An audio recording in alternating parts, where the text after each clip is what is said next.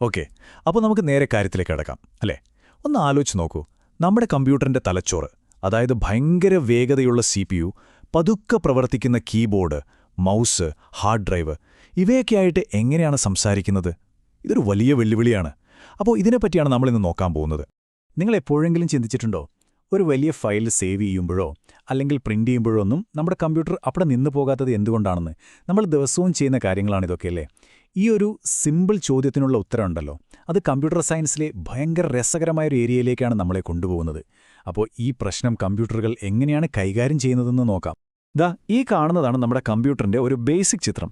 നടുക്ക് CPU, പിന്നെ memory, പിന്നെ പലതരം ഉപകരണങ്ങളെ കണക്ട് ചെയ്യുന്ന കൺട്രോളറുകൾ. ഇവിടെയാണ് അസല് പ്രശ്നം. CPU ഒരു മിന്നലിന്റെ വേഗതയിലാണ് ചിന്തിക്കുന്നത്, അതായത് നാനോ സെക്കൻഡുകളിൽ. പക്ഷേ ഒരു ഹാർഡ് ഡ്രൈവിന് ഡേറ്റ എടുക്കാൻ മില്ലി സെക്കൻഡുകൾ വേണം. എന്നുവെച്ചാൽ ആയിരക്കണക്കിന്, ചിലപ്പോൾ ലക്ഷക്കണക്കിന് മടങ്ങ് വേഗതാ വ്യത്യാസം. അപ്പോൾ ഈ സൂപ്പർ ഫാസ്റ്റ് CPU-യും ഈ പതുക്കെയുള്ള ഉപകരണങ്ങളും തമ്മിൽ എങ്ങനെ ഒത്തുപോകും? അതാണ് ചോദ്യം. അപ്പോൾ ഈയൊരു പ്രശ്നം പരിഹരിക്കാൻ എഞ്ചിനീയർമാർ ആദ്യം കണ്ടുപിടിച്ച വഴി എന്തായിരുന്നറിയോ? ഏറ്റവും എളുപ്പമുള്ള, ഏറ്റവും നേരെ പോകുന്ന രീതിയിലുള്ളൊരു സൊല്യൂഷൻ. അതിനെയാണ് നമ്മൾ പ്രോഗ്രാംഡ് IO എന്ന് വിളിക്കുന്നത്. പക്ഷേ അതിന് അതിൻ്റേതായ ചില കുഴപ്പങ്ങളുണ്ടായിരുന്നു. പേര് കേൾക്കുന്ന പോലെ തന്നെ പ്രോഗ്രാംഡ് IOയിൽ എല്ലാ കാര്യങ്ങളും CPU നേരിട്ട് പ്രോഗ്രാം ചെയ്ത് നിയന്ത്രിക്കുകയാണ്. അതായത് ഡാറ്റ അയക്കുന്നതിൻ്റെ തുടക്കം മുതൽ അവസാനം വരെ എല്ലാ സ്റ്റെപ്പിലും CPU നേരിട്ട് ഇടപെടും. വേറൊരു പണിക്കും പോവില്ല, ഫുൾ ടൈം ഈ ജോലിക്ക് വേണ്ടി മാത്രം. ഇതെങ്ങനെയാ വർക്ക് ചെയ്യുന്നതെന്നറിയോ? CPU ആദ്യം പ്രിന്ററിനോട് ചോദിക്കും, ഹേയ് പ്രിന്റ് ചെയ്യാൻ റെഡിയാണോ? പ്രിന്റർ ചിലപ്പോൾ റെഡി ആയിട്ടുണ്ടാവില്ല. അപ്പോൾ CPU എന്ത് ചെയ്യും? വീണ്ടും ചോദിക്കും, ഇപ്പോൾ റെഡിയായോ? പിന്നെയും ചോദിക്കും, ഇപ്പോഴോ? ഇങ്ങനെ റെഡി ആവുന്നതുവരെ ചോദിച്ചുകൊണ്ടേയിരിക്കും.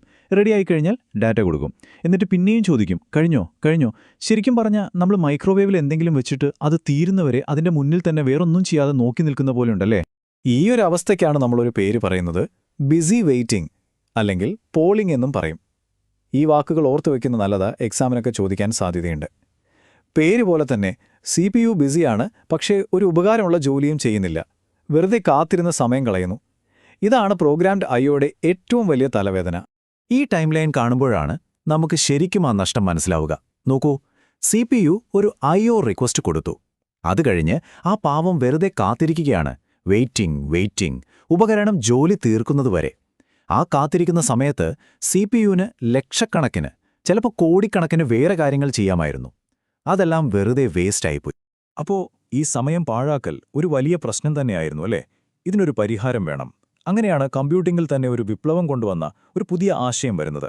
CPUവിനെ ഈ കാത്തിരിപ്പിൽ നിന്ന് രക്ഷിക്കാനുള്ളൊരു സൂപ്പർ വഴി. അപ്പോൾ ആ ചോദ്യം ഇതായിരുന്നു, എന്തിനാണ് CPU കാത്തിരിക്കുന്നത്? CPUവിനോട് നീ പോയി വേറെ വല്ല പണിയും ചെയ്യ്, ഇവിടത്തെ കാര്യം കഴിയുമ്പോൾ ഞാൻ വിളിക്കാം എന്ന് പറയാൻ പറ്റിയാലോ? ആ ഒരു ചിന്തയാണ് എല്ലാം മാറ്റിമറിച്ചത്. അവിടെയാണ് ഇന്ററപ്റ്റ് വരുന്നത്. ഇന്ററപ്റ്റ് എന്ന് പറഞ്ഞാൽ സിമ്പിളായിട്ടൊരു സിഗ്നലാണ്. ഹലോ, എൻ്റെ പണി കഴിഞ്ഞു, ഇങ്ങോട്ട് ശ്രദ്ധിക്കൂ എന്ന് പറഞ്ഞ് ഉപകരണം CPUവിന് കൊടുക്കുന്ന ഒരു സിഗ്നൽ.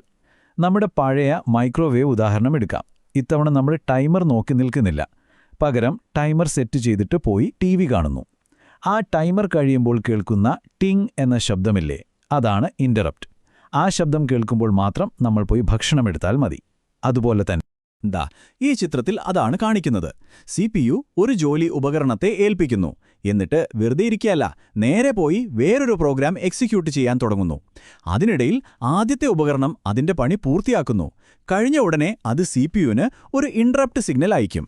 ആ സിഗ്നൽ കിട്ടുമ്പോൾ മാത്രം CPU ചെയ്തുകൊണ്ടിരുന്ന രണ്ടാമത്തെ ജോലി ഒന്ന് നിർത്തിവെച്ച് ആദ്യത്തെ ജോലി പൂർത്തിയാക്കാൻ വരും. എന്തുമാത്രം സമയമാണ് ലാഭിക്കുന്നതല്ലേ? അപ്പോൾ നമുക്ക് ഈ രണ്ട് വഴികളും ഒന്ന് നേർക്കുനേർ വെച്ച് നോക്കാം. അപ്പോഴാണ് ഈ മാറ്റം, കമ്പ്യൂട്ടറുകളുടെ പ്രകടനത്തിലുണ്ടാക്കിയ ആ ഒരു വിപ്ലവം ശരിക്കും മനസ്സിലാവുക. വ്യത്യാസം വളരെ വ്യക്തമാണ്. പ്രോഗ്രാംഡ് IO അത് ഉണ്ടാക്കാൻ എളുപ്പമാണ്, സിമ്പിളാണ്. പക്ഷെ CPUവിനെ പണിയില്ലാതിരുത്തും. നേരെ മറിച്ച് ഇന്ററപ്റ്റ് ഡ്രിവൻ IO കുറച്ചുകൂടി കോംപ്ലക്സ് ആണ്, പക്ഷെ CPUവിനെ ഫ്രീ ആക്കി വിടും. ഈ ഒരു കഴിവ് കാരണമാണ് നമുക്ക് ഒരേ സമയം പാട്ട് കേൾക്കാനും ഫയൽ ഡൗൺലോഡ് ചെയ്യാനും ടൈപ്പ് ചെയ്യാനൊക്കെ പറ്റുന്നത്. അതായത് മൾട്ടി ടാസ്കിങ്ങിന്റെ അടിസ്ഥാനം തന്നെ ഇതാണ്. ഇന്ററപ്റ്റുകൾ ഉപയോഗിക്കുമ്പോഴുള്ള ടൈം ലൈൻ നോക്കൂ. CPU ടാസ്ക് A തുടങ്ങിവയ്ക്കുന്നു, എന്നിട്ടുടനെ തന്നെ ടാസ്ക് B ചെയ്യാൻ പോകുന്നു. അതേസമയം IO ഉപകരണം ടാസ്ക് Aയുടെ പണി ചെയ്തുകൊണ്ടിരിക്കുകയാണ്. കണ്ടോ ആ ഓവർലാപ്പ്? രണ്ട് ജോലികൾ ഒരേ സമയം നടക്കുന്നു. പണി കഴിയുമ്പോൾ ഇന്ററപ്റ്റ് വരുന്നു, CPU ടാസ്ക് Aയിലേക്ക് തിരിച്ചു പോകുന്നു. ഇതാണ് നമ്മുടെ കമ്പ്യൂട്ടറുകൾ ഇത്ര സ്മൂത്തായി പ്രവർത്തിക്കുന്നതിന്റെ രഹസ്യം. ഇനി ഈ നമ്പർ കണ്ടോ, 22,998. എന്തായിരിക്കും ഇത്? വെറുതെ ഇരിക്കുന്ന ഒരു സാധാരണ ഡെസ്ക്ടോപ്പ് കമ്പ്യൂട്ടറിൽ വെറും 10 സെക്കൻഡിനുള്ളിൽ നടന്ന ഇൻററപ്റ്റുകളുടെ എണ്ണമാണത്. ഒന്ന് ആലോചിച്ച് നോക്കിക്കേ, നമ്മൾ വെറുതെ ഇരിക്കുമ്പോഴും ഓരോ സെക്കൻഡിലും ആയിരക്കണക്കിന് ഇൻററപ്റ്റുകൾ CPU കൈകാര്യം ചെയ്യുന്നുണ്ട്. ഭയങ്കരമല്ലേ? അപ്പോൾ നമ്മൾ ഇന്ന് സംസാരിച്ചതിന്റെ രത്നചുരുക്കം ഇതാണ്. പ്രോഗ്രാംഡ് IO ബിസി വെയിറ്റിംഗ് കാരണം CPUവിന്റെ സമയം വെറുതെ കളയുന്നു. മറുവശത്ത് ഇൻററപ്റ്റുകൾ CPUവിനെ കൊണ്ട് മറ്റു ജോലികൾ ചെയ്യിപ്പിച്ച് സമയം ലാഭിക്കുന്നു. ഈയൊരു കാര്യക്ഷമതയാണ് ഇന്നത്തെ കമ്പ്യൂട്ടറുകളുടെ മൾട്ടി ടാസ്കിങ്ങിന്റെയും വേഗതയുടെയുമൊക്കെ അടിസ്ഥാനം. അപ്പോൾ ഇൻററപ്റ്റുകൾ ഇത്രയും കേമനാണെങ്കിൽ പിന്നെന്തിനാണ് നമ്മൾ നേരത്തെ പറഞ്ഞ ആ പഴയ പോളിംഗ് രീതി ഇപ്പോഴും ചില കമ്പ്യൂട്ടറുകളിൽ ഉപയോഗിക്കുന്നത്? ഇതൊരു നല്ല ചോദ്യമാണല്ലേ. ചിലപ്പോൾ ഒരു ഉപകരണം ഭയങ്കര വേഗതയുള്ളതാണെങ്കിൽ അതിനുവേണ്ടി ഒരു ഇൻററപ്റ്റ് സെറ്റ് ചെയ്ത് കൈകാര്യം ചെയ്യുന്നതിനേക്കാൾ എളുപ്പം CPU നേരിട്ടൊന്ന് ചോദിച്ചിട്ട് വരുന്നതായിരിക്കും. പക്ഷേ അത് മറ്റൊരു ദിവസത്തേക്ക്. എന്തായാലും ഈയൊരു ചിന്തയോടെ നമുക്ക് ഇന്നത്തേക്ക് നിർത്താം.